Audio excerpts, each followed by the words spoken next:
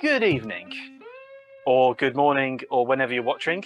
Hello, I am Matt with the Alchemy Lab. I will be your alchemist this evening, and I am here with Ian. Hang on, wait. So it's Ian Kirkpatrick, right? Yes, Kirkpatrick is my surname, and then KirkpattieCake is my online name. Right. Okay, I'm gonna call you Ian. It's weird because all the Ians I know are guys. That's what I get a lot, actually. Yeah, I don't know if it's more commonly a girl, like a female name in the US. No, not I at run all? into it a lot too, where they look at my name and they look at me and they go, Lan? Or they go, Ian? Because they don't. Or I'll go to places and, they'll say, what name do you want to put on this? And I say Ian, and they're like, how do you spell that? And then I say IAN, and they're like, oh, okay. And I actually do get it quite often where it's, wait, I've never met a female Ian before. Yeah. So all the Ians I know are like footballers, like Ian Wright or Ian Rush, or that guy on Timcast who talks about graphene. That's the only Ians I know.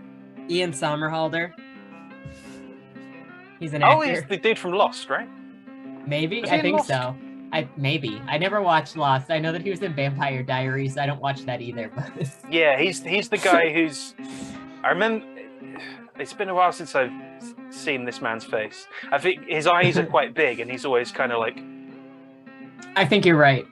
Yeah, it's that guy. By the way, my eye is now. Well, hang on. Yeah, it's less gammy than it was. So this is a couple of days after recording the two latest kind of parts of Parabellum. I was gonna say, did you get in a bar fight? Is that what we're looking at right now? No, I have no idea what happened to my eye. It just got super. I was like this. Like one eye was normal and the other was like really squinty. Oh, and no. I have no idea why.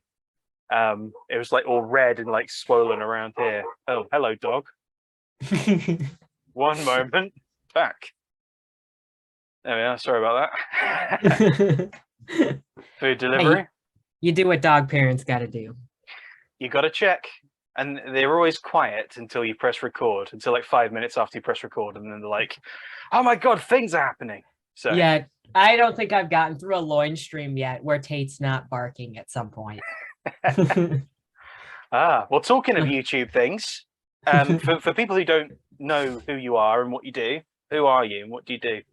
I am an author and robot and loin streamer. And so I currently have 3 books on the market, a 4th one coming in October, and it's going to be the 2nd in a series.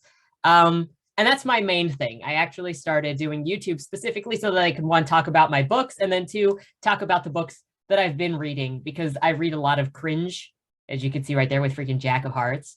And then I need to rant about what I've read when it's terrible. Now, I don't always read terrible things. Like I read Eye of the Universe, and I have an actual positive review coming out. I read Dracula's Guest by Amaya Tenchi, and that's a positive review. But there are some terrible things that I read, and I have to get them out of my head by just talking about them. All right. I've heard Eye of the Universe is good. I've heard. I have not heard of this. I don't know what Jack of Hearts is, though. What is Jack of Hearts? So I learned about Jack of Hearts through the loin streaming community because they know that I read terrible books. And that book was one being voted out of middle schools because of the sexual content in it. And they said, hey, can you take a look at this book? So I was given the article initially where Kent County, I have no idea where Kent County is, but where the school board was voting it out of the book because the sexual content was inappropriate. It was in a middle school. And so I don't know if you've had the same issues in the UK recently, but here we've had a lot of people talking about banning of books that are inappropriate for children. And they've been saying, well, no, it's gay stuff or it's racial stuff that the children need to learn. And so there's been like some battles between parents and whether these books should be in these schools or not. And so the school voted 12-3 to kick this book out of the school. And then the ACLU got involved and said this book needs to be there for the queer kids. And so I was like, look, I will go and get the DL on what this book is about because they're saying it's necessary for the education and for the identification of this community, whatever. So I will read the book and then tell you what is in the book so you don't have to read it yourself. And so then that's how I found it. So Jack of Hearts is actually about a 17-year-old kid who gets asked by his friends to run a sex column to actually talk about sex, like in depth. You've got a how-to on anal sex and oral sex in there. And you have to remember that this book was being voted out of a middle school. So it was being put in the hands of 12-year-olds. There's also... What age is middle school in the US? 12 and 13-year-olds is middle school. Oh, okay. Okay, yeah, we have a different middle school. Yeah, so, well, I don't even know really. We have middle schools now here. Like, middle schools would be, like, well, at least mine was year 4 up to year 7. So that was, like, 9 up to 12. Okay, so that sounds closer to grade school here. Right. Okay. But so that was given to 12 and 13-year-olds. And there are sections in there. So the kid just constantly has sex. Like he's sleeping with everybody.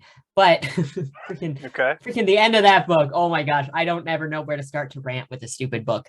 But it sets up the situation where his friend asks him to run a sex advice column for her website so that it can randomly start off sections of the book, whereas nothing to do with the story of the book. But the character, since he runs this website, now he's receiving questions about sex. And then it basically feels like an out of character response for the author to tell the readers, inform the readers about sex business, because none of those emails contribute to the story. It's literally just a chapter starts out with him responding to a message saying, here's my experience in hard detail about anal sex. Here's my experience in hard detail with oral sex. There's one person in there that asks, hey, so I want to be the cool guy in my friends group that just bangs chicks. But every time I bang a chick, I catch feelings. So how do I stop having feelings for girls I'm sleeping with? And so then it goes on a 3-page rant on how to dehumanize people and only see them as basically sex objects to give you orgasms. And this was given to 12-year-olds. People want this in a school. It's been in schools. You go to the you go to the Goodreads page and you got people in there back from 2019 saying that they read this because it's in their middle school. So this is like, so this book is, what this book sounds like is basically the author has basically wanted to write that column and just kind of loosely connected a story to the column. So he's putting the column out. That's a weird, like, that's a weird thing to pitch to 13, 12-year-olds. Yeah. So especially that kind of thing, because surely, like, that's the kind of behavior that has been like railed against, right? Like dehumanizing sexual partners to a point where you're just tossing them aside, right? Yeah, that's what you would think. But I don't, like, this is supposed to be sex positive, but there's so much stuff in here where it's dehumanize this person, only see them as a sexual thing. The whole book demonizes being in relationships because Jack doesn't want to be in a relationship. And the main plot line, okay, so let's take out the sex column, because for me, the sex column is actually what the author wanted to write. He wanted to do an essay. That's what it sounds like, kind of. He wanted to do a personal essay book on like sexual relationships. But how would you get that into schools with children? Because you couldn't sell an essay book on sexual escapades to 13-year-olds as a nonfiction. So what do? You put it in the guise of this fictional book. Because if we take out the essays, what is the actual book about? So Jack runs the he's asked to do the sex column. We could just even pretend it was a relationship column if we really wanted to. But he starts getting stalked after he's asked to do this column. And so somebody is putting love notes in his locker saying that they're really into him. Okay. And that they wish that they were the ones dating him. That's the whole thing, is he's trying to figure out who's leaving notes in his locker and who is threatening him, because as the story goes on, it's like, oh, if you don't say that you're going to date me, this person still hasn't said who they are. If you don't comply with what I want, then I'm going to call your best friend and tell her that her mom died in a bombing accident thing because she's a correspondence reporter in another country. Right. And I'm going to tell your best friend that his new boyfriend is cheating on him. And I'm going to tell your mom's workplace that she's dating another nurse where she works. And so this guy, the the stalker is just sending these messages, and at the end of, like, we're getting to near the end of it. That's the whole thing. They're just trying to figure out who the stalker is, except Jack won't tell anybody that he's being stalked because he doesn't want to tell the police because he thinks the police won't believe him because he's a slut. And that's pretty much it. He's like, I can't tell my mom. I don't want to tell my mom. So I'm just even more confused now, because that's a more interesting concept than the sex column. And the sex column doesn't come into any of this. Like, you don't even need the sex column. That's why it makes me feel like the whole story was literally just concocted in order to insert the sex column bits and then say, hey, give this to children, because it's an LGBT fiction. Because then you get to the end. Where's that coming in? Where does what come in? The LGBT, that stuff. Because Jack is gay. So he just had sex with dudes the whole way through the book. Oh, okay. Right. So then it's sold as LGBT fiction. Oh, well, that makes the anal sex stuff make more sense. Yeah. Right. He doesn't get why is he giving advice to people who are sleeping with women if he's gay? Well, why is he giving advice? Why is he giving advice to women? I mean, not that you can't give that advice, but like, why? Surely. Well, why is a gay 17-year-old giving sex advice? Full stop. Period. So there's so much weird stuff in here. There's a lesbian at the end of the book that sends in a message that says they are heavily involved in the BDSM community, and they wonder if they're a bad feminist because they like beating women to get off, and so is that immoral of them? Consensually beating women. I mean, that's. I mean, she sounds like a standard feminist in some cases. But so then given it goes how feminists are like walking on women at the moment a little bit. Yeah. Sounds like Amber Heard. So you've got that. And why is this character talking about that? Now, to be fair, this book never talks about any sort of straight sex or vaginal. It just talks about oral and anal and BDSM and how to dehumanize somebody. And somebody sends in a text or an email saying that they did not feel sexual impulses.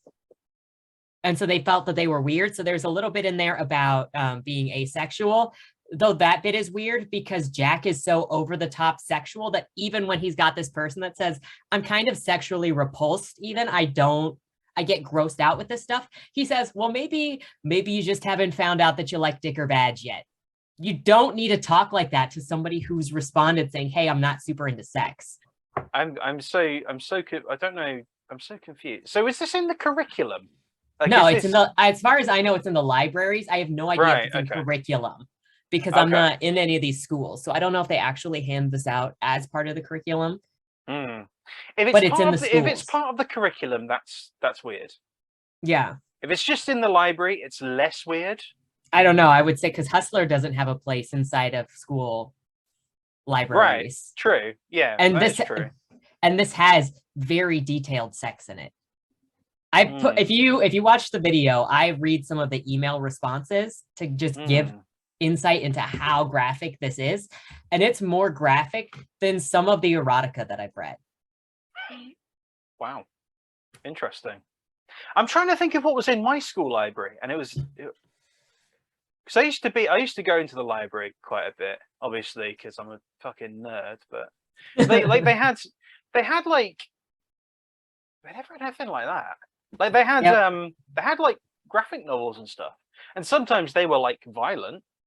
Like some of the graphic novels, I remember we had an X-Files comic, and it was fucking cool. I remember it being really cool, and it was this really creepy story about a guy who, I guess he'd come back from the dead, and his organs had been donated, and like his stuff had all been donated to people. So he was basically going around killing the people and taking back his stuff, right? So he went into a operating theater where someone was about to be given his kidney or had just been given his kidney, and he like punched inside her and grabbed the kidney. And there was another one where he like extracted the bone marrow out of somebody. Was this Repo the Genetic Opera? No, it was an X-Files thing. I can't remember what it was called. And then it ended with It ended with him burning to death. I remember it ended with him burning to death, and it was like graphically burning to death. And I was like, that was fucking cool. I remember that being cool. But yeah, I don't remember anything about butt stuff. You know, I think one of the places where people go, well, why are we okay with violence? And no, obviously, I don't think people under 10 should be really looking at excessively violent stuff, because I think that'll mess with your head just as much as other things. But there's a lot of conversation around why nudity is such a problem, but violence is less of a problem in entertainment. And personally, I think it has to do with boundaries. Because if you expose children to sexual content, it sort of teaches them that there are no boundaries, and it shows them that they don't have autonomy over themselves. And it doesn't show them what is inappropriate for somebody to be interacting with. Like, you're training them in their relationship with other people. But if they're seeing violence, it's not erasing what they know about their boundaries with other people. I think you can present, I think it comes down to presentation. I think you can, with violence, you can present it in a way where it's just absurd and like so over the top that it is absurd. And I don't think you can do that with sex. I think you're right. I don't think there's like you can't have like the Kill Bill version of sex. I don't think you can do that. Like because it would just be, I don't know. I guess it would just be porn. It's still like it's really orgies, but like really absurd porn. I don't know. I don't have an answer for that. It is very strange. I think this was a point that was made. I remember this point a while ago. I think it was SF Debris who made it, where he was talking about this same kind of dichotomy, and he talked about Fallout 3, where he said, I think he said, like, you can smack someone in the face with a pool cue so hard their foot will fall off, but when you take all of their stuff and you take the clothes off the character, they'll be in like a t-shirt and like shorts.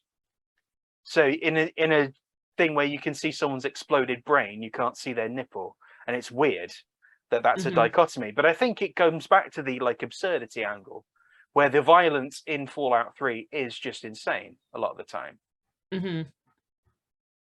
Yeah, I don't know. That's really interesting thing to think of too. It's the level of absurdity, and what does it mean to take it to that extreme, and how does that interact with our brains? Because what is an other than doing like a Lysistrata sort of thing, where I don't know if you've ever seen Lysistrata as a play, but I know at my university, are you familiar with Lysistrata? Yeah. So it's an old Greek play, one of the first like really big ones, I think by Aristophanes. And it's just about the women basically going on a sex strike to try to stop the men from going to war. Okay. And so in some renditions of that, because Aristophanes was a satirist and he wrote comedy, so that's what it was supposed to be. In some renditions of this, often the costumers will exaggerate body parts. So the women will all have really big tits and the men will have very big dicks. Okay. And it's just part of the cartooning. But so how do these different extremes, other than something like Lysistrata, how do you make sexuality so extreme to the point that it's laughable, like the extreme violence? I don't think you can, because like it just goes into being super orgy. Yeah, I don't know. There's always a very personal level to it, that it just can't get as absurd as like you smack someone with a pool cue and their leg pops off. Yeah. Well, this is the thing with, I mean, it's the same kind of with violence as well. We don't exactly know. I don't think, I mean, we haven't had that level of violence presented. I mean, it's only really in the last like 50 years, since like the 70s probably, where it's been presented in kind of in a graphic way and in an extreme way in some cases. Because like the 70s was like the rise of the slasher and things like that. But even then, that wasn't like super crazy, except maybe in like the splatter kind of scenes. I think in general, unless you're doing something that is body horror specific, generally even violence is still very stylized, so it's not blatantly right in front of you. Because like look at a bunch of the horror movie graphics where they're constantly having the flashing or the quick moving camera. And in part, that's to hide some of the special effects, but also you're not really looking deep into the gore unless it's a body horror style thing where that violence is the horror. Yeah, like something like The Thing, where they really focus on that. And I guess in parts of Alien, like the chest burster, where they focus on that, because that's. But really, that's the only really gory part of Alien, like the chest burster. Mm-hmm. The rest of it is very much like we're just going to show. We're not even going to show the thing actually kill someone. We're just going to show it. It's right there, and then it cuts away, and you hear like the scream, and it's left to the imagination, which is more horrifying in a way than the absurdity of something like that would be like a splatter, like in the recent Alien films. What's the most recent one? Covenant, I think, is the most recent one, where they're showing like the little mouth going through someone's face, or they're showing like they're showing that stuff, and it's just not as effective, I guess. I wonder if there's this goes into more of a psychological thing, but like if you're killing somebody, you're dehumanizing them specifically as sometimes as a self and also as a self-preservation thing. Because like if you're in war, you need to stop looking at that person you're about to end as a person in order to deal with it psychologically. And so the act of killing kind of makes you objectify people. But sex and relationships in the naked body are meant to actually connect you as a person. And so the act of dehumanizing and blunting yourself to that is more dangerous psychologically because it does the opposite of what that nudity is supposed to do. If that makes any sense at all. I think I get what you're saying, yeah. I think I get where you're coming from. So like sex is the combination of two souls. Specifically, if we're talking about like in a religious sense or a spiritual sense, it's usually seen as a combination of bodies coming together and combining. Right. And a lot of people generally talk about when you have sex with somebody, you feel closer to them as a person, unless you're specifically dehumanizing them. When you kill somebody, you're not having that act of bringing souls together, of connecting with the person. Is you're doing the opposite, where you're not seeing that as a person specifically. So if you take the act that is supposed to connect humanity and makes you feel more for that person that you're with, and you're specifically using the same mental mechanisms as you would when you kill somebody, I wonder if that has anything to do. I don't know. I'm no psychologist. I have no idea, but it's an interesting question to ask.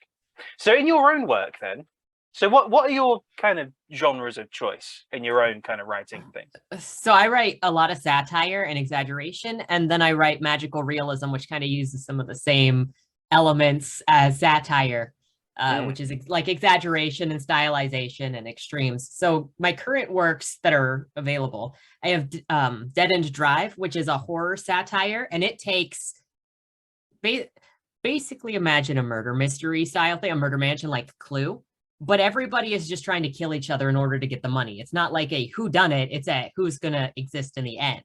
Right. And that takes it takes a dozen different character types and exaggerates them to the extreme, because one of the things that book is trying to do is money is an amplifier of personality. So you end up with what is a stereotypical personality for pro athletes. It's kind of the roid rage thing. So you've got a roid rage tennis player in there who got kicked out of the league because he killed his opponent who beat him in the league. You've got you've got an extreme stylist from Queens who's lit the houses on fire of all of the chicks he went to school with because he was always the gay best friend and girls just wanted him as an accessory, and he got kind of pissed off at that. And so And you got Kelly, who's the main character, really. And he was an orphan boy that was picked up by this rich heiress to replace her cats, and he never learned how to read. He didn't learn how to tie his shoes. He's basically just a glorified pet as a human and is pretty helpless.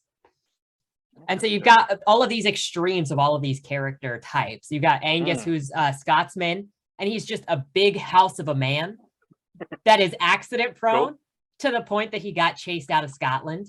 And then then there was stuff in the paper like, oh, good, he's finally gone.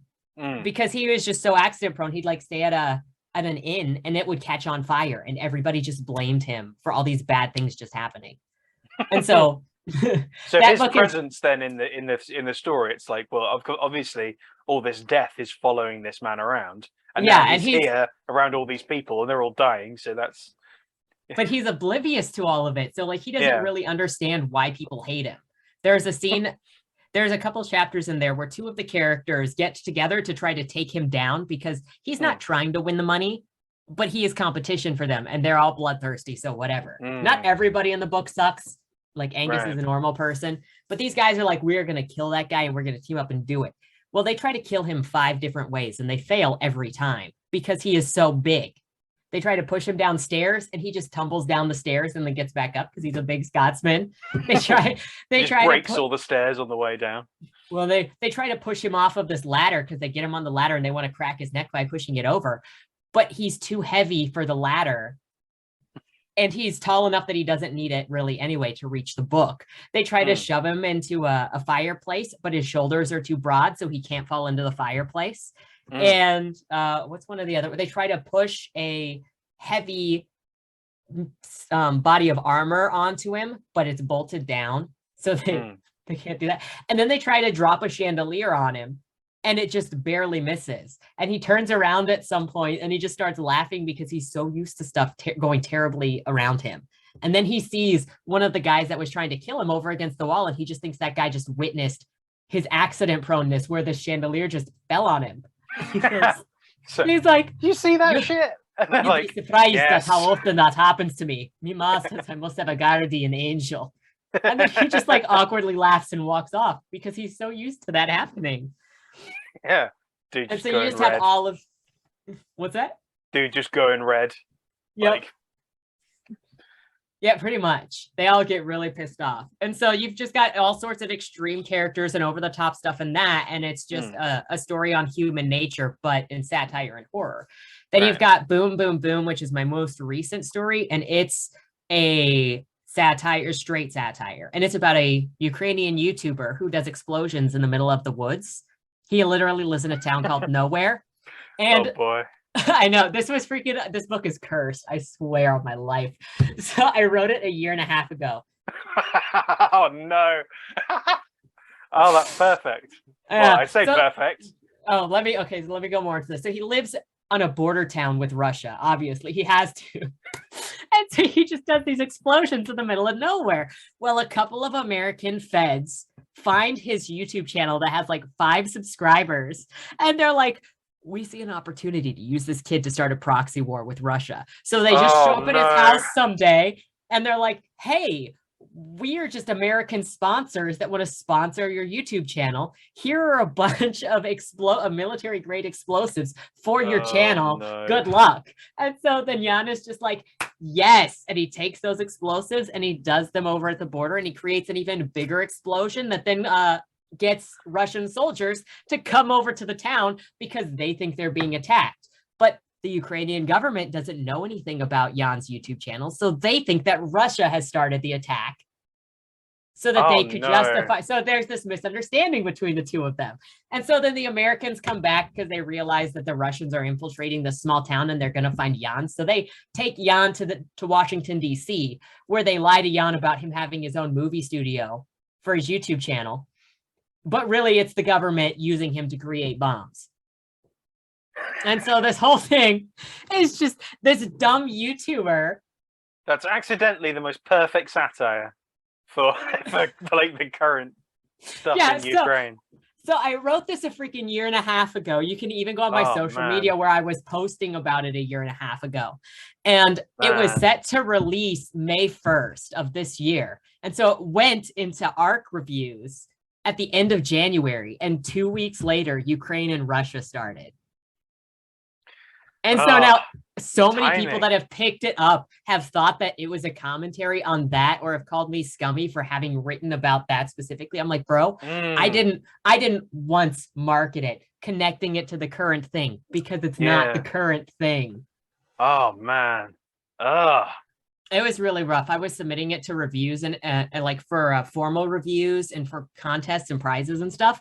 And everybody kept going, oh, it's related to the war. It's a commentary on the war. I don't get what it has to do with the current war. They just saw the Russia and the Ukraine thing, and they don't realize the contentious relationship between Russia, Ukraine, and America that is historical, because they only know about it. And you couldn't, like, because it's so specific, you couldn't like change the countries or anything. Or make it fictional, because it would just be, it wouldn't hit the same. No, yeah, and the characters and the relationships between those countries is important historically, because you've always, for a number of decades, Ukraine has been in the middle of a tug of war between Russia and America. And there are some things in there, like Jan's boss, whose name is Boris, is at his small shop in Nida. Yeah, because I had to go with the most stereotypical name I could think of. You got the freaking Russian. I think I have a Boris in one of my stories. The Russian agents that show up later in Washington, D.C. are obviously named Vladimir and Ivan. Of course. Because that's what makes sense. But so Boris talks about how Jan is such an idealist, because Jan just wants to be friends with the Russians. He lives in a border town. He drinks with the Russians on the border, and he just sees the tension between the older generation of Ukrainians and the Russians as being something left over from the Cold War. And he's like, but we're neighbors, we're brothers, we can fight, but we should be over this. And Boris is like, how idealistic you are. The young always forget about the Holodomor. All idealism feels nice, but all it does for you is make you think that the guy who puts you in the grave it makes you think that he's a nice guy. Like sort of stuff like that. And so there is stuff about the relationships between these people and these countries that represent sort of the long-term relationships of them all. And the Russians and the Americans actually continue to use the Ukrainians in their tug of war later in the book. Because the Russians chase the Ukrainian to DC because they're looking for this guy who obviously he bombs the border and then he disappears with American agents. What is Russia going to think? They're like, this kid is an American asset. Right. And so they chase him there, and they find out that America is using this idiot that doesn't know anything of what's going on. So Russia eventually helps Jan and his friend who works for the Ukrainian government to confront the Americans. And then Ukraine basically becomes a pawn of Russia again, because they have to make a deal to get out of America. Because the Americans the Americans abduct this kid and bring him to America, and they don't have any papers for him. And so technically he's there illegal, but that's because the government brought him there. So he's just a pawn of America, and he's stuck being there. So it's very kind of Dr. Strangelove in a way. Yeah. Getting Dr. Strangelove vibes. But with more, well, I don't know. It's all explosions. It's all There's very lots of ridiculous. explosions in Dr. Strangelove. All of the federal agents are named after TV stars or TV characters. So the two that meet him in Ukraine initially and give him the explosives are Tom Cruise and Bob Dylan. Okay. And then his manager / handler, agent, whatever, when he gets to America, is Bill Cosby. And there's somebody there's somebody else on the plane that's Patrick Bateman. And he actually does talk to an American girl later and says that he met Patrick Bateman. And she's like, bro, Patrick Bateman's not real. And they call the Pentagon a movie studio, and they talk about how the Pentagon is involved in a bunch of movie productions. Because it's also very well known that the American government specifically has influenced how the military looks in movies to get military backing from the American people. Right. And so there's like all of these jokes and like hidden things that he doesn't know what's necessarily going on. Um, Interesting. but Like so it's all over the top and ridiculous. And you go, there's stuff in here that is legit, but also not. Right. Yeah. It's so interesting because I don't all of my work I play very straight, I think. The only I mean, like even Eye of the Universe, which is that is played very straight, but also it's like it's probably got elements of kind of black comedy in it. But it's I don't know. I've never been kind of pulled into the sort of satire realm. I can't help it. I think that people are ridiculous and over the top. And so then a lot of what I write, which is why it also goes into my non-satirical stuff. I'll talk about body more in a second because it's not satirical, but it's still exaggerated. So I often just see extremes and I drag them out and then I play with them because that's what people are. If I look at specifically American culture, I think one of the things that stands out to me with American culture is we take everything to an extreme.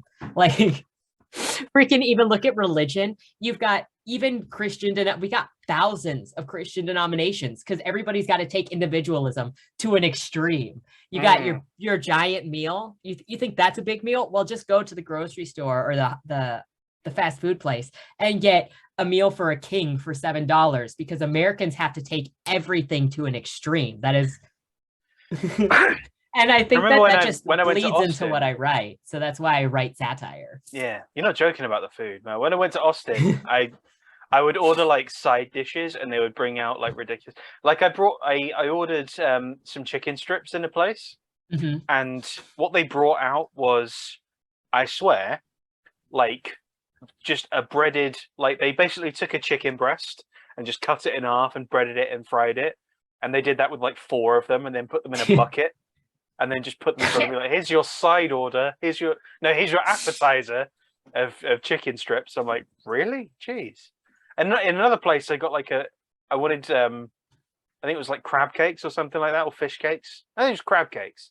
And it was like a bucket, it was like a basket of crab cakes, like this big. And I'm like, how? This is a side order. What is your main meals like? It's insane. America was fun. Yeah. And so like that influences a lot of what I do. Everybody in my satires takes themselves seriously, but you watch them behave and they're over the top. Right. And so I think that's one of the important things, particularly for me when I'm writing satire, that they need to be taking themselves probably too seriously. Right. But so then that takes into Bleed More, Body More, which is more magical realism or urban fantasy. And that's about a mechanic who just lives in Baltimore City. And she gets a call at the Bodymore dumping grounds, has a car waiting for her to pick up. It's her friend's car. And so she goes to pick it up. He's not there. When she gets the car back to her mechanic's shop, there's a body in the trunk and her friend is missing. Ooh. So the whole book is her trying to find out what happened to her friend. And eventually she learns that all of the anger that's inside Baltimore, because I don't know if you're familiar with Baltimore, but it's one of the most dangerous cities in America. The crime rate is through the roof. Yeah, I'm familiar with Baltimore. Yeah, that's where The Wire was set, right? Baltimore. Was it where The Wire was set? I don't watch a whole lot of TV. I haven't seen The Wire. I just know it was set. I feel like that's the only thing I know about The Wire is that it was set in Baltimore. That it's set in Baltimore. I mean, yeah. I will believe you because I don't know anything about The Wire. I mean, I could be completely wrong. I don't know. You could be completely right, though. I actually have it open now, but I don't know how much I should read. Let's see. I think like Idris Elba's in it and it's set in Baltimore. I think that might be the only 2 things I know. Set and produced in Baltimore, Maryland. Right, yeah. Okay. So she learns where all of the anger and the destruction and violence in Baltimore is coming from and that it's ghosts, really. And so all of the ghosts, I take the idea of vengeful ghosts and I use that in this book, but it's all an exaggeration because I basically created a new version of ghosts for this story where if you jump into the river Styx when you go to be judged, your soul gets sent back to Earth, but that's what creates ghosts. So ghosts are viewable to other people, but you have no control over your emotional state anymore. So emotions around the ghost trigger anger and destruction because your regret has fueled the rot of your soul. Like you Mm. left where you were supposed to be going to judgment and moving on with your life. You said, I'm not ready to move on yet. And so then everything on earth really starts triggering your emotions into destruction that fuels that regret that you just hate everything. And so that's what's really fueling the anger and destruction in Baltimore. It's ghosts that can't move on. Okay. And so then in a way that's taking human emotion and dragging it to a 10. So you like run into her father and you see just how over the top emotional and abusive he is. And you later find out why that is, because I take that exaggeration and I pump it up. Right. Okay. Right. Okay. Cool. So, okay. Right. Okay. Nice. Yeah. I will have to. I'm really curious about that Ukraine story. I'm always curious to see what people think when they read it. It's been a pain in the butt to try to get people to read. I seriously, last year when I was writing, I was like, this is going to be the most inconsequential book that I ever write because nobody reads satire and nobody cares about freaking Ukraine. So like, why? Oh, there's a lot of Ukrainian flags around that would beg to differ. I know, but they haven't read the book because they care about Ukraine. I did have one person, freaking NetGalley. I put my book on NetGalley, and I had one person that was like, I read this hoping to learn more about what was happening in Ukraine. Bro, this was submitted to NetGalley before Ukraine happened. Why are you reading a satire to learn about Ukraine? Yeah, I don't know. It's people are so stupid. Like it just really. That's the thing you realize when people are so. It also probably feeds into the satire as well that people are, because it kind of. I want to read it kind of because you're looking at stuff that I look at in the fantasy stuff I've written, which is like, particularly where you were talking about like the Holodomor and things like that, where in my fantasy series, it's about these kind of former soldiers who have been brought back from the dead after a century, and they have been brought back, they think, to kind of kick the invading force out of the country, the invading force having won a century ago, and they're now like there and embedded in the culture, and everything's kind of mixed together, and it's like, okay, well, we can't really do that without destroying the country, right? Because it's been 100 years, and like, why would you bring us back to do this? And it's kind of exploring that whole thing and like what is actually going on as well, because there's more to it. There's more things happening than just like these horrible people have decided to come here. Like it's just there's more going on there. But that's the kind of stuff that I really like in writing. I think that's why I really like Amaya Tenchi's Dracula's Guest, and I'm looking forward to more of her books because she is so engulfed in the Romanian culture.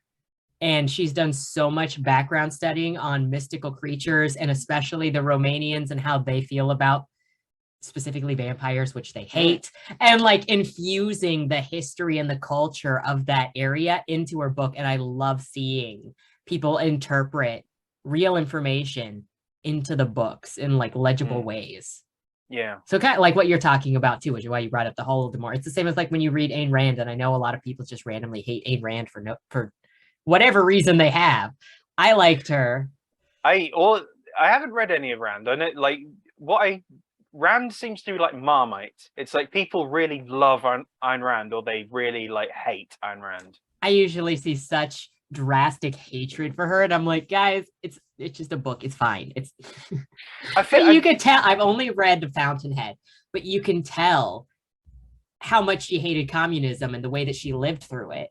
Because I also listened. I think I listened to a biography about her and the situations that she lived through. Wait, so where is she from? Where was she from? Well, I'm pretty sure she was from Russia because she lived through she lived through part of the Soviet Union before she fled. Right. Okay. Which is why she also worships capitalism so much, is because it was in response to what she experienced in Soviet Russia. It would make sense. Okay, well, that would make sense that she definitely doesn't jibe with that kind of thing.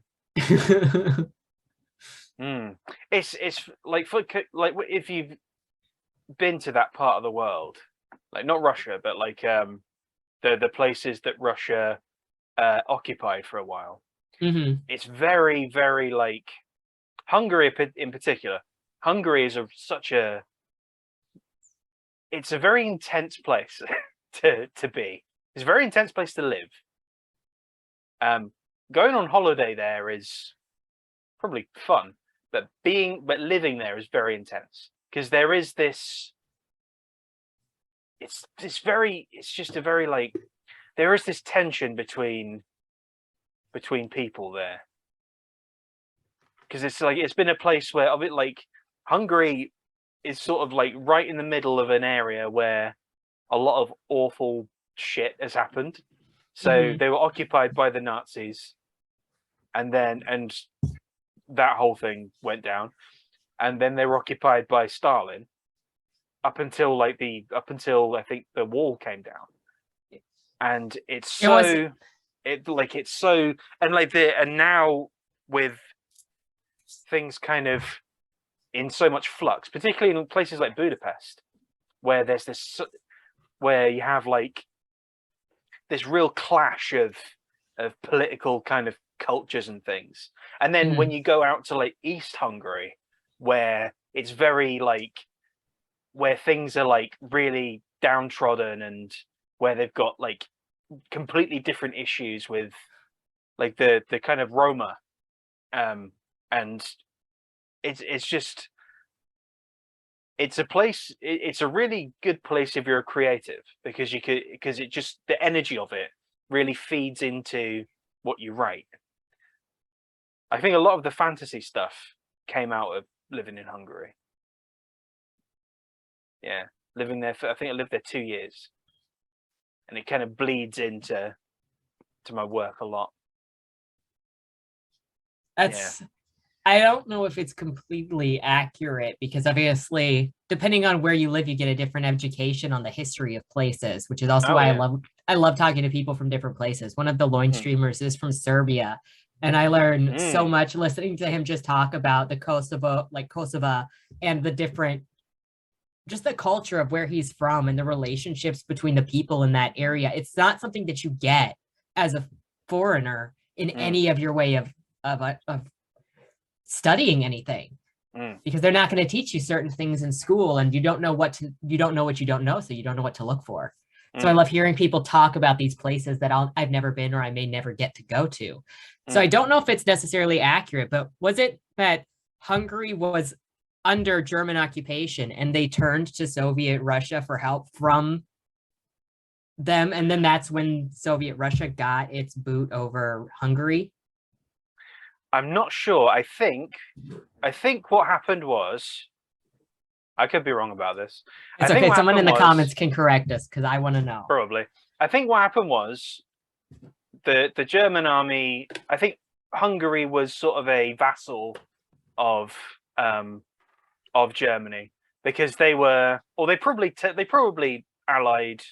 I don't know what the situation was. Comments. But they were in the comments. Tell us. They were within the sort of Axis nations, and I think what happened was when Russia like swept across Eastern Europe, I think they swept into Hungary and just stayed.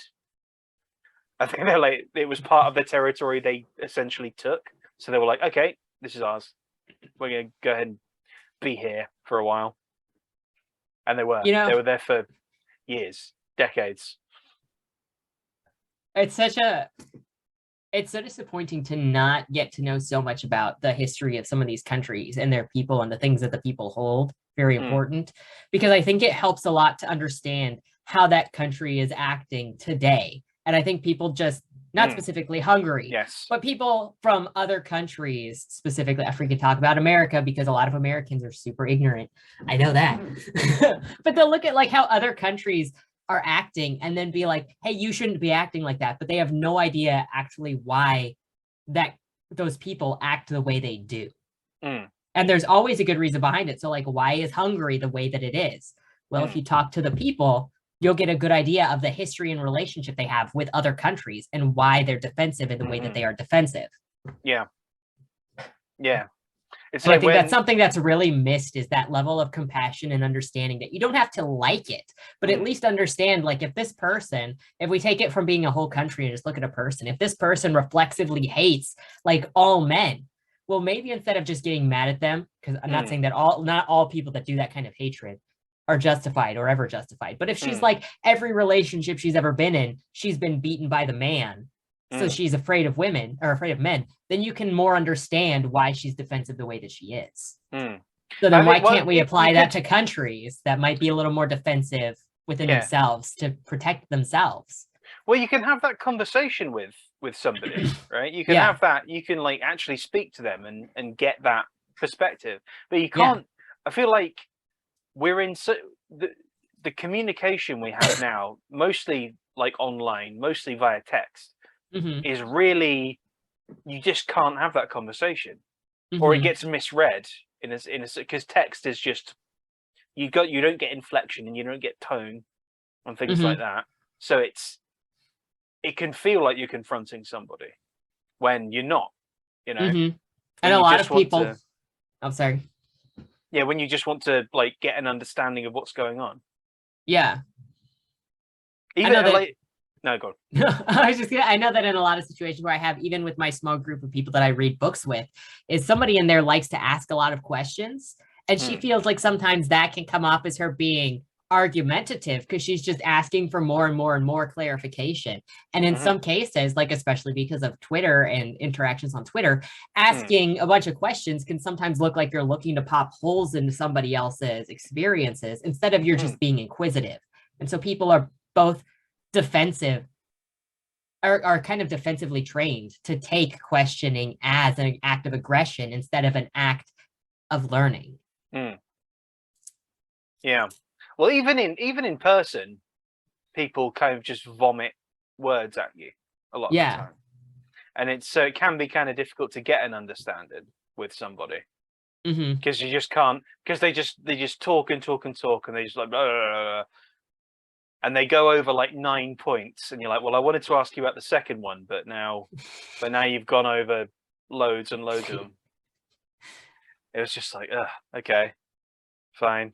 There was I was at a wedding recently, and there was a woman there. I was talking with my cousin, and there was a woman there who was really dead set against marriage, and she was like talking about this at a wedding is probably not the easiest, probably not the best sell, but she was just like going on and on and on and on. It's like, I would love to ask you about this, but at the same time, I'm put off the conversation because it's not really a conversation. It's just a wall of text, but in verbal form. Yes, I think that happens a lot when you're like, so what is your book about? And then, like, I know that I'm not the greatest at trying to package exactly what I'm trying to get in, as you just listened to me for like 20 minutes, try to package 3 books very quickly and efficiently. And I go, how do I order this in my head? Yeah, not great. I have that problem. I have to really like nail down what my pitch is for a book. And so I think that comes from being I think that's a creative thing where you like, my brain wants to expound, but you know, if you do expound, then you're just going to get lost, sort of thing. So gotta get it as simplest of terms as possible. Like, right, we're talking eye of the universe, abandoned ship. Dude wakes up in an abandoned ship and his best friend is a dead guy. Like, gotta get just gotta get into the, and if you need to add that moment of tension, but what is the goal? He needs to figure out how to get help so he doesn't die. Right. He wants, basically, he's trying to find people who are alive, or trying to get a message out to get help. Yeah. And trying to stay sane. Yeah. the way that I've tried to get better at doing this is like when I have other people that I actually talk to that actually read my books, if I go, can you summarize what you think this book is about? Like in a Mm. paragraph or less. And then I start plucking out what they, as a reader who's less familiar with my work, has plucked out as the most important thing. Yeah. That sounds like a good idea before you write a blurb. Dang, we're starting writing fucking blurbs. That's what I've started doing with my hard. betas. Yeah. I get them to give me a paragraph of what they think the book is about, and then I just start plucking that and using what they see to build my blurbs. Yeah. Oh, it's oh, it's rough. It's a rough time trying to. Yeah, it's a rough time. So which book do you have the hardest time? How many books do you have? Do you have 4? I have 5 and 2 novellas. Okay, I was gonna say 5, and then I went with 4. Which one do you have the hardest time quickly pitching? Probably any of the fantasy, because I want to try and sum up the series. I want to try and pitch the series instead of just pitching one book, which is probably the wrong way to go about it. I should probably try and pitch the first book instead of all of them. I would say that'd be worth trying. I'm sitting here. Bodymore is my only series at the moment, and if I'm trying to pitch the whole series, you're gonna get lost on what the plot is that you're following, because each book is focused so differently. Yeah. So I could imagine that might be worth trying just the first book. Yeah, I mean, you can kind of boil it down to, I mean, I don't really know. Basically like 4 people wake up after, but then I can't do because the century thing's kind of a twist. I'm just gonna spoil my own work. Whatever, just spoiling it. Whatever. So it's all they know is they have to get to a tower. Okay, that might be the good. Yeah. So the way that I usually deal with pitches, I don't know if this will help kind of zone it down for you, is I think of what is the first objective or thing that my character has to figure out in the book. So it'll take you through the 1/3 of the book. So with Bodymore, the inciting incident is she finds her friend's car and he's not there and there's a body in it. The first inciting, or the first climax, whatever, switcheroo in the plot is that she discovers there are ghosts. There's a ghost town underneath Baltimore. So that like starts the whole of her rest of learning. Well, how do the ghosts interact with Baltimore? Are there even ghosts in Baltimore? What is the city of the dead? Like, what is all of this stuff? But so to pitch it, I just need that intro of find the car, learn about the ghost town. And that's the rest of what you'll be learning with the character. So in your fantasy book, where is the starting point and what is the first thing that the characters need to accomplish? Yeah, it's the first to push the story. Yeah.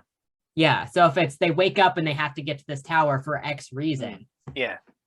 Well, because they don't. Well, this is the thing. They don't know the reason. So like they don't know.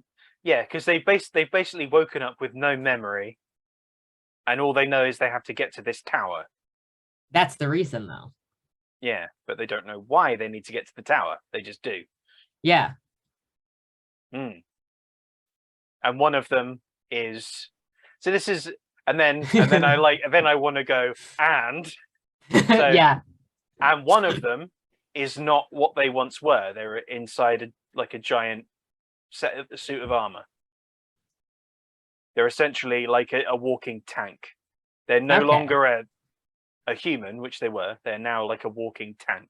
So they're dealing with that as well. So it's and then I will keep saying, oh, and also oh, and then so it's boiling it down to what it's down to what it's about is tricky. That's always what I'm tempted to do with Boom, because if I just it starts out with just Ukrainian YouTuber in the middle of nowhere next to Russia as a channel, and a bunch of American sponsors are like, hey, we'd like to sponsor you.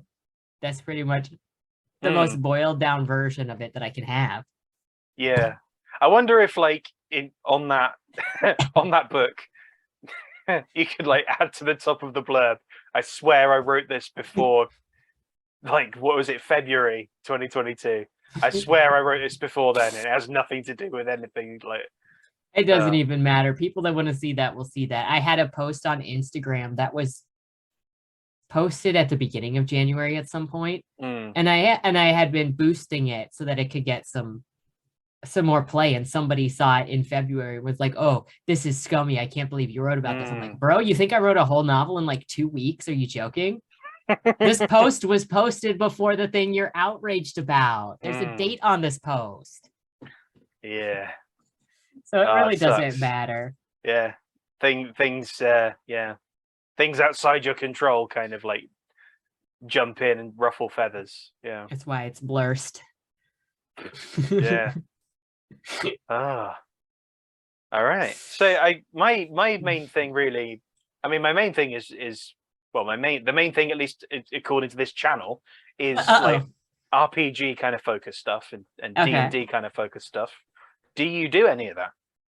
I used to role play, like forum role play. I only ever did one round of D&D ever because I could not commit to the time commitment. Right. Okay. What was the time commitment? They met like 10 p.m. to 3 or 4 a.m. twice a week. Okay, that's ambitious. Wait, so were they from somewhere else? That was when I was living in Alaska. Oh. And so they would meet in person. Oh. After work. Oh, what were they working, like working an oil rig or something? No, a lot of them were, when I lived in Alaska, I worked in demo for a while, and this is not like demolition, it's the food demo. So like, oh, okay. If you go into Sam's Club or Costco or whatever, I had the little tray and I was feeding people. Right, okay. Like little cubes of cheese and things like that. Yeah. Right. Gotcha. And so then a lot of them from the 2 different stores in town met together, and at least the managers of both locations, because we only had 2 locations in Anchorage, the managers of both locations were in it. And since also they were the managers and it was a very independent sort of job, and also regional did not like to go, like regional management did not like to go up there and check on people because it was so expensive in order to get people to go and look at what's going on in Alaska. My boss was kind of a burnout. Right. And so he would come into work late, and he would have his ASMs, his assistant managers, do everything and that they could. And he just managed like the paychecks basically, because he just went outside and smoked all day when he was at work anyway. So it really didn't matter. Right. We had the key. I was one of the ASMs, and we had the keys so we could unlock the door, and for all of the other workers to come in to get their carts and get their shifts ready and all of that stuff. So it just. All right. Yeah. So you did one session then, and it didn't pan out. Yeah, I was like, I can't do this for 4 hours, 5 hours, twice a week. After work. Yeah. Yeah. So what's the other role playing thing that you were? You can make fun of me for it. So I don't know if you were ever on Gaia. If you were ever on Gaia online. No.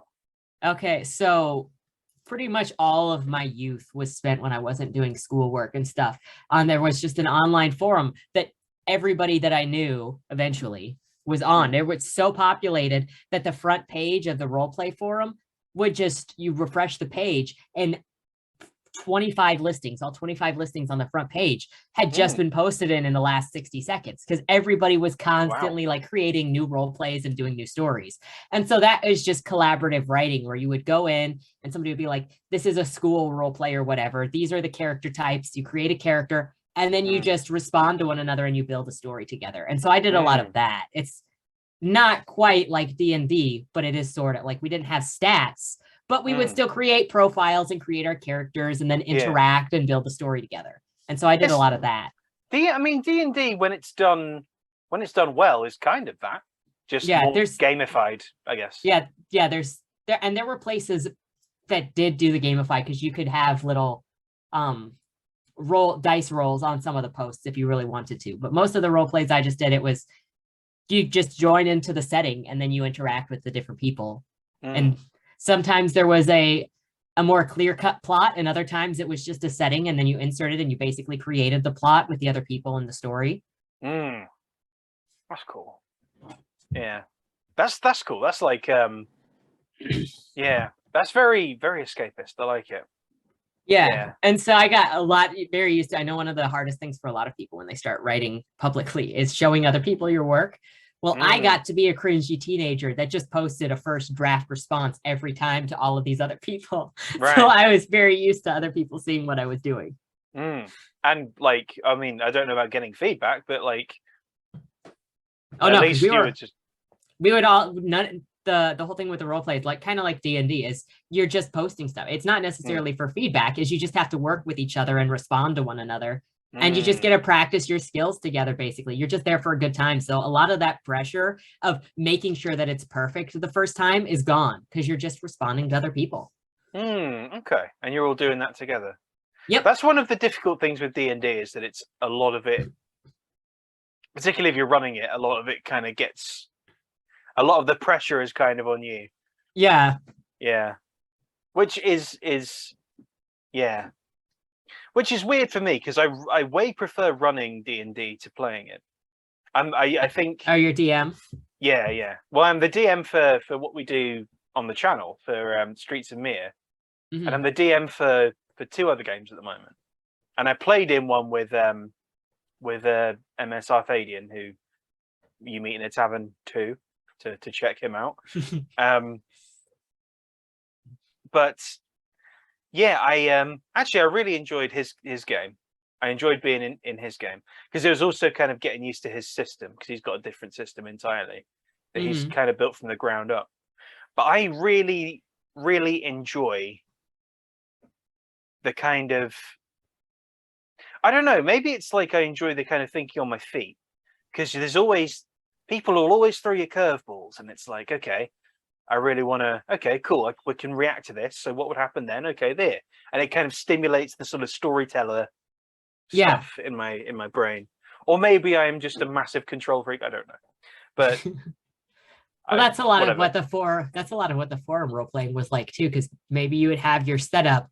One of them I very distinctly remember because I freaking love that character. Also, I did a cringy monologue for it in college, but it was the storyline for that was this new guy was initiated into joining this gang and killed somebody, but because that was what they had to do to join the gang. But they did a very bad job, and there was a witness, and so now a hitman, like a seasoned hitman, was hired to go and hunt down this witness to clean up this mess. Right. But my character was paired with that hitman, and my character was like a new initiative who thought he was all that, but he was not all that. Kind of like just a little punky dude. and so I had to work with having like this little punk loser that looked like a scene kid, basically. Who thought that, like, if you want to, who he thought he was all that. His name was Narcissus Forrest. The freaking hitman called him Woody. Nice. And so you had these characters going along because there was also the whole mob, like the group of mobsters that were connected with them that were like, go and do this job. But then you had the secondary group of people that was the kid who witnessed the murder and his friends and him hiding out. And so you had these 2 groups of people that you were basically separately writing, but together, because eventually the story would come together. And it's a lot of the same stuff where I'm going to put out stuff from Narcissus' point of view. And then the hitman is going to respond because he's like, you're an idiot.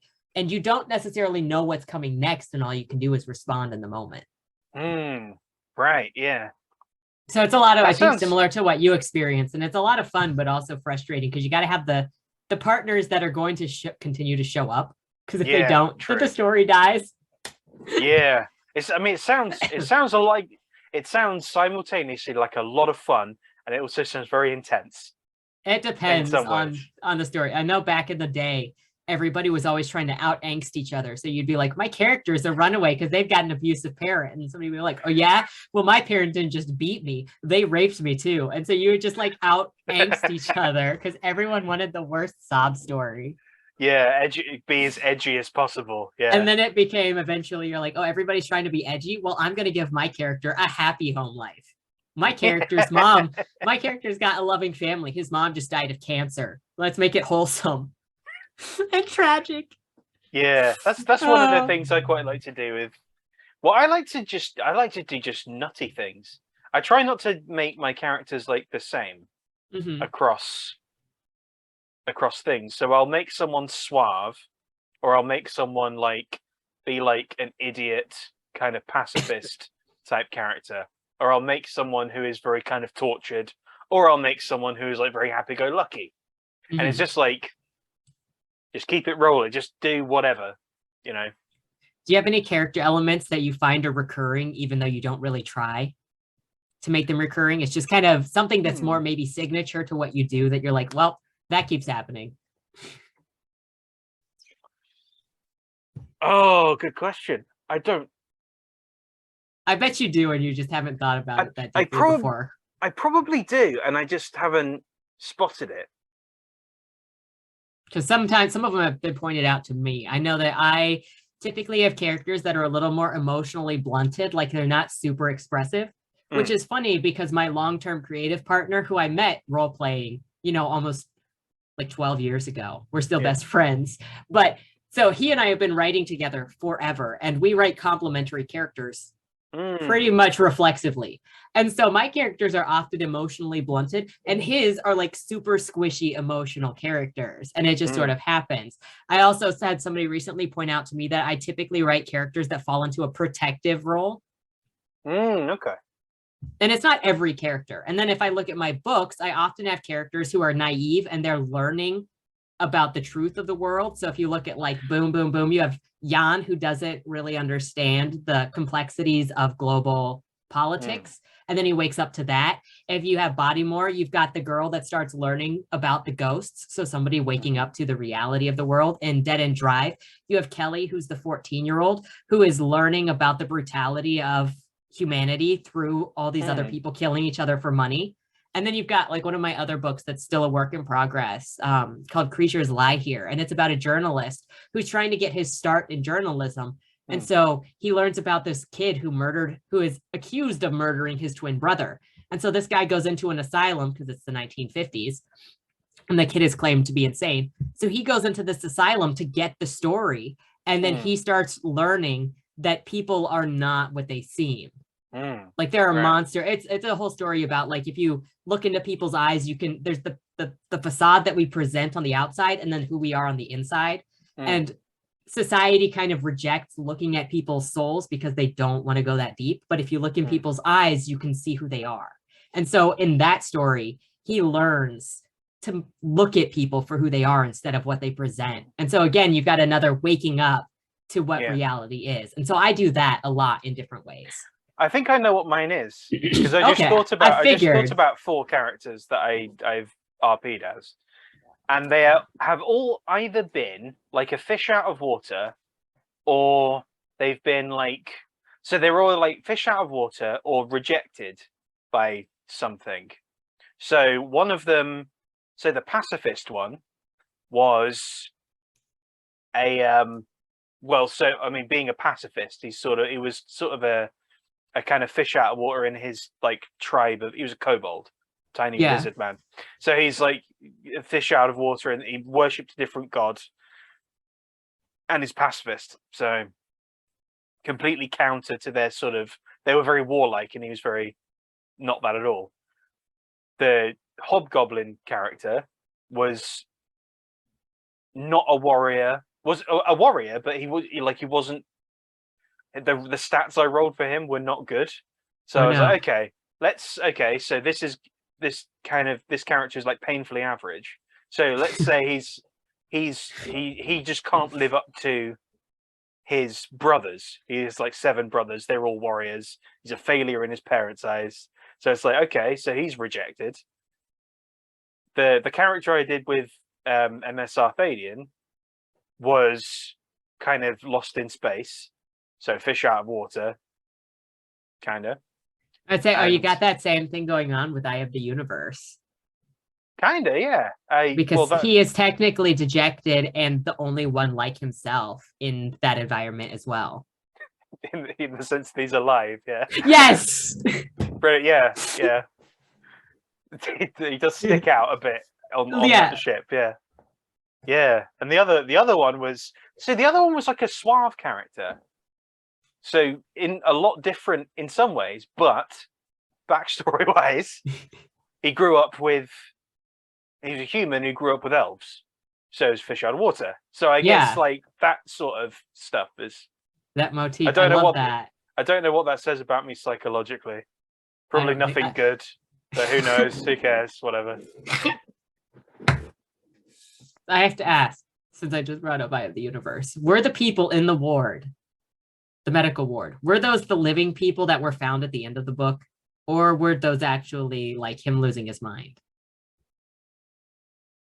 The people.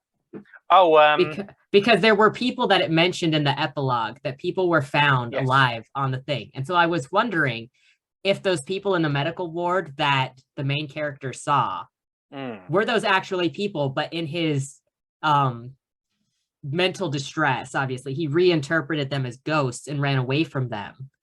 But all of the living people were in that area, or were those actually ghosts and the living people were somewhere else in the ship? I would need to read it again. Okay. No, so a lot of Eye of the Universe is intentionally kind of ambiguous as to like what's going on. Actually, you know, the I think what's made it ambiguous is that I changed the ending last minute. Okay. Because it was going to be super sad. Yes. So he like it was going to end with him actually.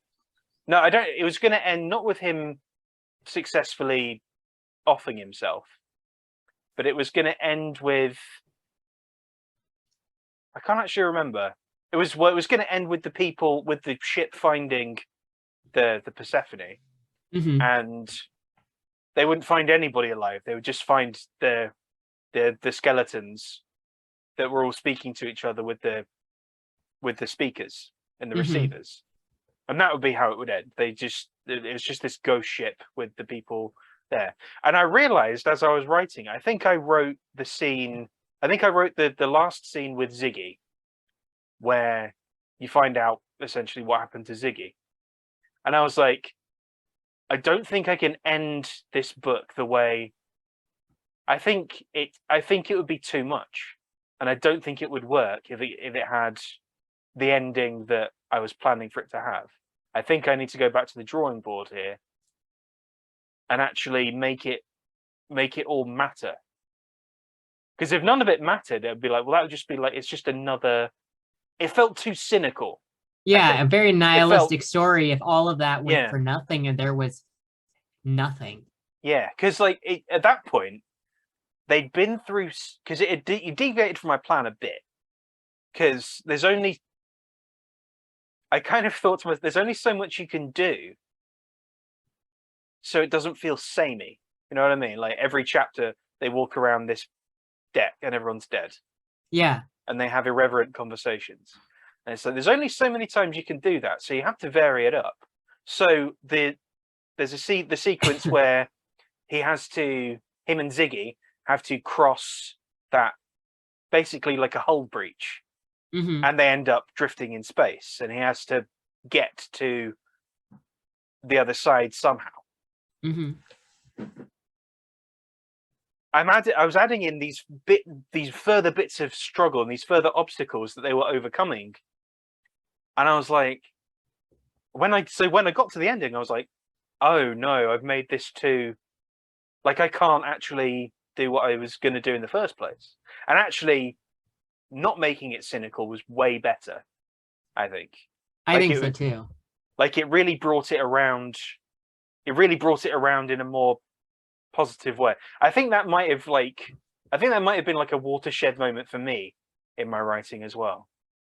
Because at the time I was writing Eye of the Universe, I was writing it while I was living in Japan, and Japan is very like fun and kawaii and lovely, but also if you live there, it is really isolating and really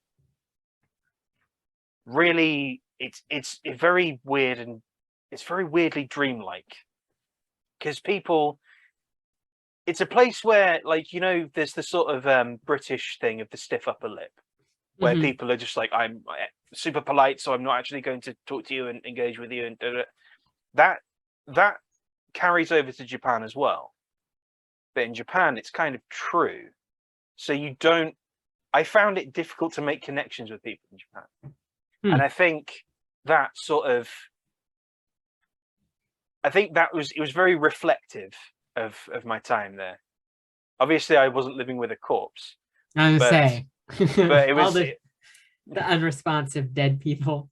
Yeah, well, it like if you but it's that feeling of isolation. Yeah.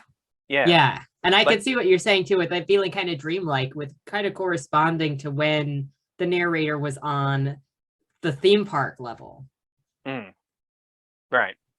Because that was sort of a break in emptiness and loneliness and isolation, where he did some things and distracted himself for a little while, and then in the morning woke up and it was isolationism again.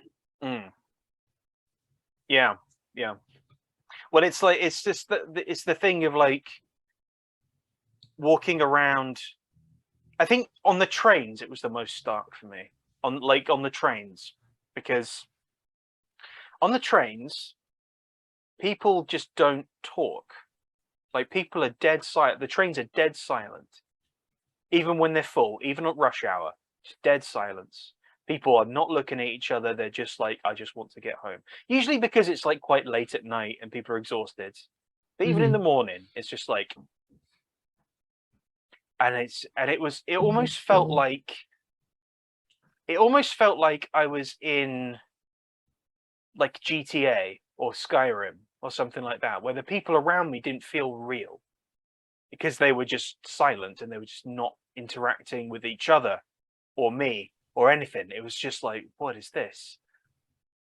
And it was just very strange.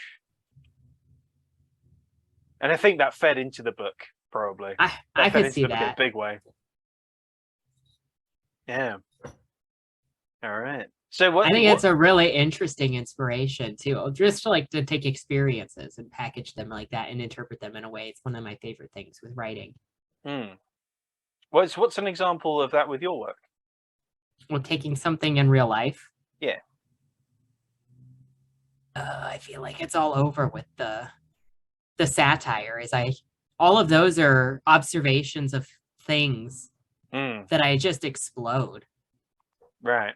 So if I look, I've seen it very specifically, especially with Bodymore in the last year, the last couple of years, I guess, because I wrote Bodymore 1 before Boom. But in that, like, all of the super angry people, you go in there and all of the ghosts that are not in Limbo, because Limbo blunts all emotions because you're supposed to be moving on. And if you're angry and worked up, you're less likely to move on. So they try to get you emotionally comfortable. So when the Reaper comes, you just go and move on. Okay. But the people that usually die violently, whether it's suicide or murder, they're more likely to be emotionally responsive because they had unfinished business. So they're going to reject death and jump in the pool and then go back to the surface. And those deaths have more of an impact on the world around them as well. Yes, because then those dead people come back. So like, super spoiler alert for Bodymore here, but Joey's father committed suicide when she was 8. And she stepped out of the house to go to school. It was when she was 8 years old. It was her first day of school. So her mother couldn't handle the stress of the situation. They were super poor. They were struggling financially, and they had this child, and she's just like, I can't do this anymore. And so mom just walked out, and that destroyed dad because he was in love with her, but he got so depressed and he got this abandonment thing on himself that when the daughter left to go to school for the first day, he relived that day where his wife walked out and he was alone. And so now his daughter just left and he was alone, and the misery got to him and he killed himself. And so then he died, and obviously he came back because he's still sitting in the chair. And all Joey remembers is the shot that her father did in his own head, and then coming back and hiding in the closet. And then 3 days later, he was back in the chair, and he's been in the chair. Now she's 23 and he's been in the chair this entire time. So in a way, you get that reflection of the trauma, because she's abused by her father because he's a vengeful ghost. So anything that gets his emotions worked up is he starts lashing out, because that's what happens. But she, even though her father is not there, she has internalized when she stepped out the door, he killed himself. So she keeps thinking, if I leave, even though he's beating me, if I leave, he will die and it will be my fault. So his death still affects her after he's already gone. And it stops her from being able to relate or build relationship with the people in her life because she thinks she has to take care of her father. Right.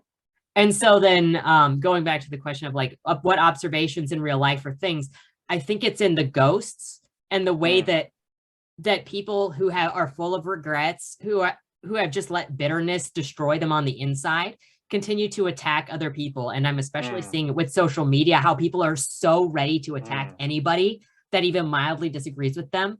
One of the quotes in the second Bodymore book said by the medium is, everything's an insult to a rotting soul. Right. And so I see that reflection, I think, and I think it was my interpretation when I was writing Bodymore of watching all of this just growing anger all the time between friends and family because of political reasons, because of just being ready to take everything as an insult and then lashing out at everyone around you. And I think that is put into the ghosts that are in Bodymore. Yeah. And so ever actually for like the last year, every time I see somebody just being super angry, I'm like, they dead. It's a ghost. They dead. Well, yeah, maybe so. Yeah, that's cool. That's interesting. We've been going for quite a while, so I think what we might do, because that kind of brought us, there was like a full circle thing there, so we were talking about communication and things earlier. So I think what we'll do, we'll pause there. I would love to have you back. That was very good. Yeah. Yeah. We didn't talk about any of the things we were going to. We talked about other stuff instead. So yeah. That just gives another chance to talk about problematic stuff. So you could tell me about Red Saves, probably after I read Red Saves, maybe. Oh yeah. It depends on, for sure. I was gonna say it depends on, like, my reading list is so thick right now. Yeah. I feel like, I don't know, because I get so many books off of people on Minds. I don't know if I have any of yours. I'm gonna rectify that. Definitely getting Boom, because I'm curious about Boom. Definitely getting Bodymore as well. Well, I can send you some links if you want some review copies, because I have some hidden pages on my website to send to people if they just want a free copy to do a review. You're good. I'll buy them. I'll buy them. You're good. I'll buy them. And I won't fucking return them in 2 days. I'll keep them. Well, thank you. Appreciate that. Fuckers. All right. No. So, where can people find you? People can find me on Twitter and Minds and YouTube and Instagram as KirkpattieCake, pretty much anywhere. And then also on Amazon, if you look for Ian, or any of your favorite book places, you can actually get my books if you request them at your libraries. So, because they're in the library catalog, they just actually have to be ordered. So request them. But if you go to any of your favorite bookshops, I should be there. Fantastic. Well, you can find me at Matt Waterhouse, author on Minds. You can find me on this YouTube channel that you're watching this video on. And I'm not on Twitter. Probably better that way. All I have to say about that. All right. So take care, everyone. And we'll see you in the next one, whatever it will be. Don't die. Good advice. Don't die.